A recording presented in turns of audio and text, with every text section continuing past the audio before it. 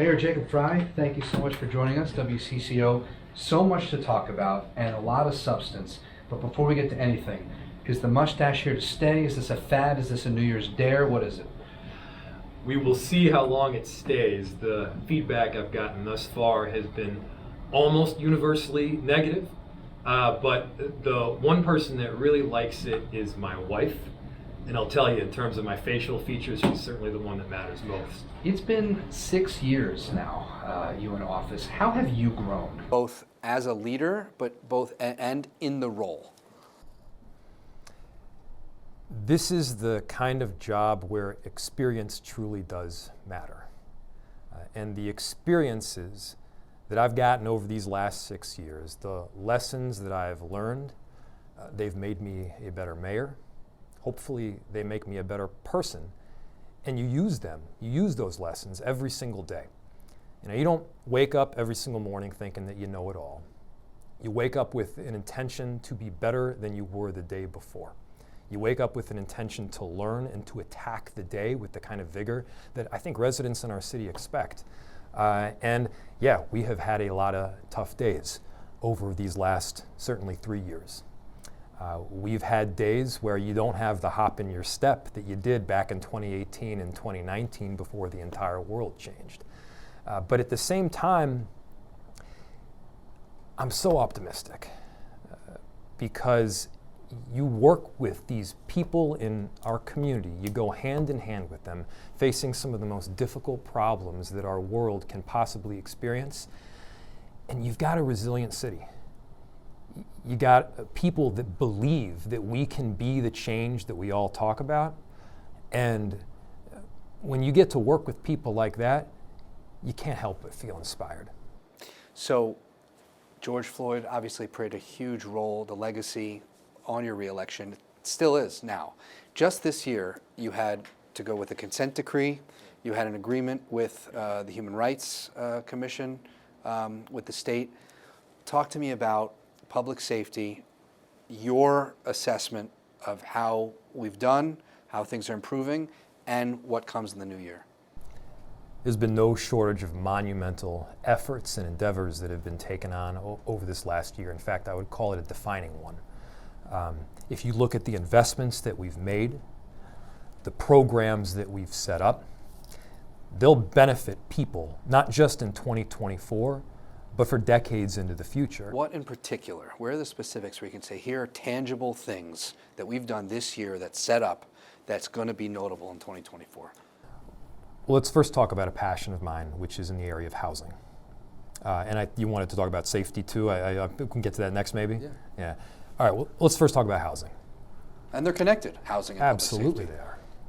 They are. We are doing nation-leading work. When I talk to mayors around the country, they ask about the policies that we've set up in housing. Why? Because the results that we're getting, and the data shows this, have surpassed almost any city in the whole country.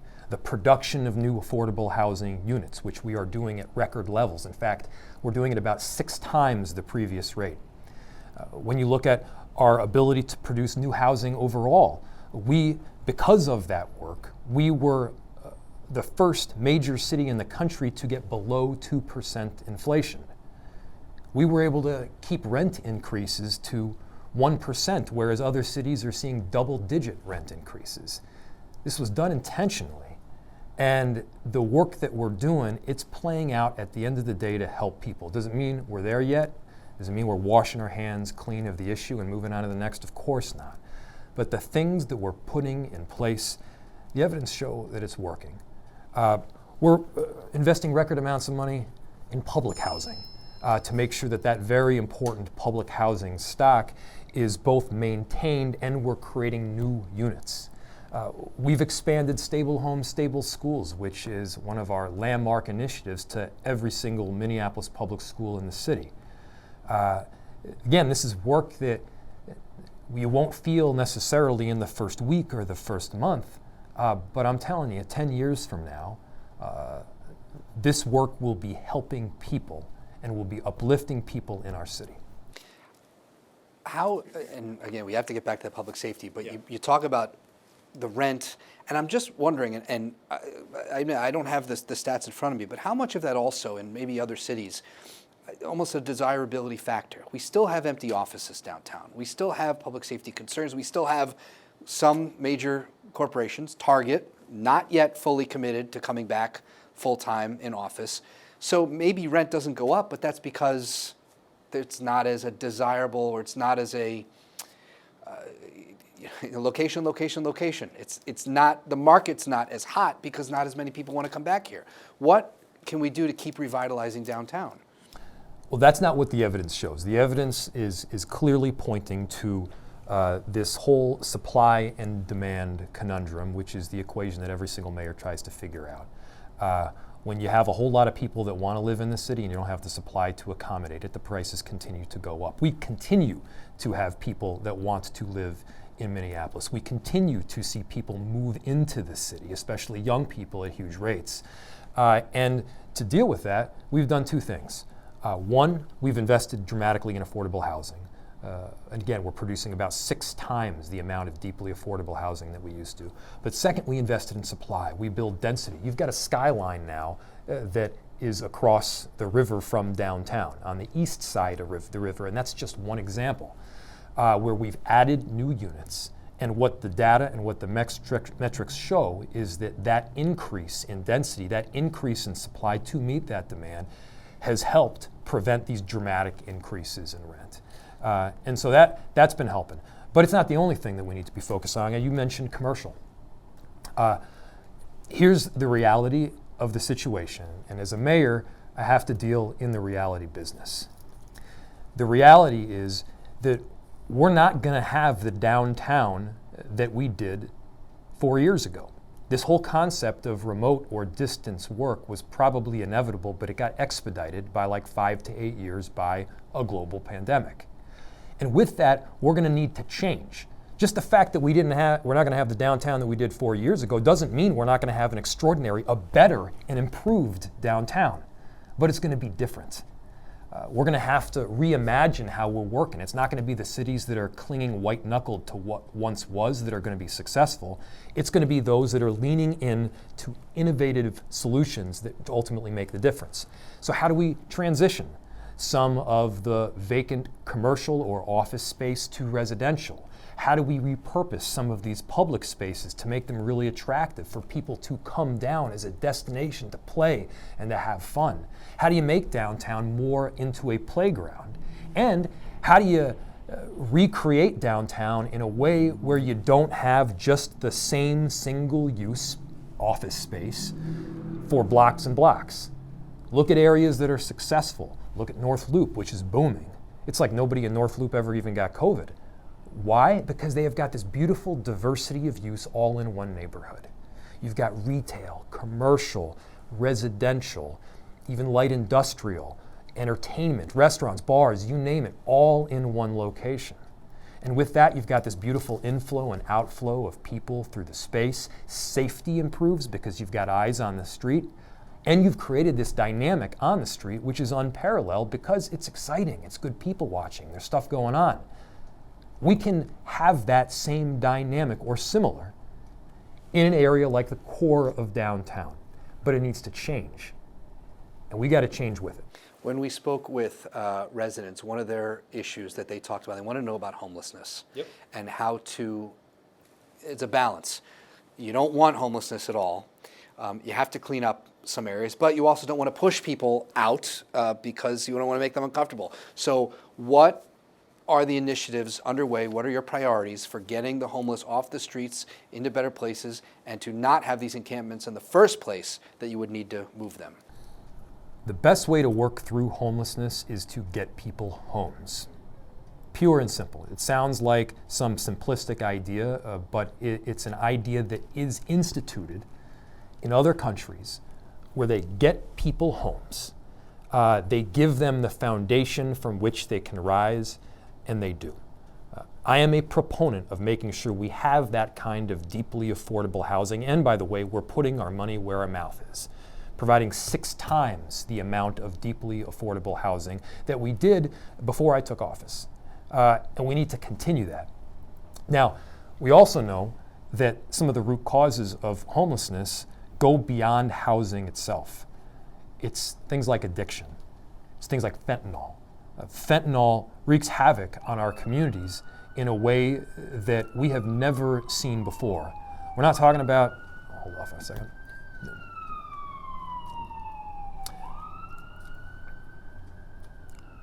Should I go back a bit? Or? you could Yeah. go continue where you are. We're not talking about crack from a couple of decades ago. Certainly that had an impact, but fentanyl will take a hold of people's entire being like nothing we've seen before. And this is what we need to be dealing with at the root cause. In addition to giving people homes, we've got to give them the necessary care and treatment to not just stay alive, but to live a great life. We owe that to our communities. The other, and this, again, all this I feel like has tethers in public safety. I asked you about the year, of course, we have a new 3rd precinct.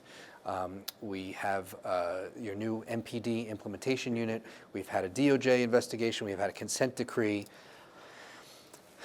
Just talk about how far MPD has come and then what's in the new year. If you look at the work that's happened over the last year, it's commendable, but we need to do more. At the end of a year, you always want to take stock in the work that has happened, but you can't rest on your laurels. We have a whole lot more work to do right now, and we all know it. We feel that every single day. Our police officers are working their tails off. It's no secret that we have shortages of police officers right now, and I'll tell you, those that are out there are working with courage and bravery, and we appreciate their work.